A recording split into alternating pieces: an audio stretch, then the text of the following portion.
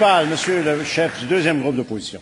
Monsieur le Président, dans 3 mois, donc au mois de juillet, Electrolux va commencer à mettre à pied 1300 employés. Une perte de 1300 emplois, c'est une des pires fermetures de toute l'histoire du Québec. On se rappellera de GM à Sainte-Thérèse, c'était 1200 emplois. Évidemment, on a connu la fermeture de Gentilly 2, où c'était 800 emplois. Il y a eu un fonds de diversification de 200 millions qui a été mis en place. Par contre, pour Electrolux, dans l'Anaudière, rien. Le ministre des Finances a rencontré le comité de relance juste avant Noël. Il n'y a toujours pas de proposition.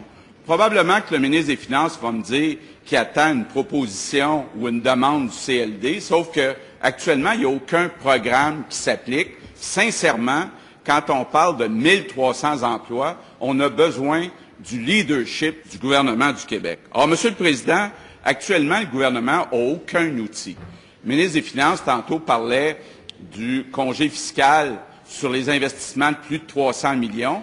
Depuis que ça a été annoncé, il n'y a eu aucun investissement qui a été annoncé. Donc, moi, je voudrais savoir de la part de la première ministre, là, elle a des députés dans la région de l'Anaudière, qu'attend-elle pour agir, pour mettre en place une équipe de démarchage pour remplacer les 1300 emplois dans l'Anaudière? Monsieur le Président, je m'excuse, mais le ministre des Finances ne comprend pas le dossier. Actuellement, l'usine d'Electrolux est sur un terrain qui est enclavé, qui n'est pas intéressant pour aucun investisseur.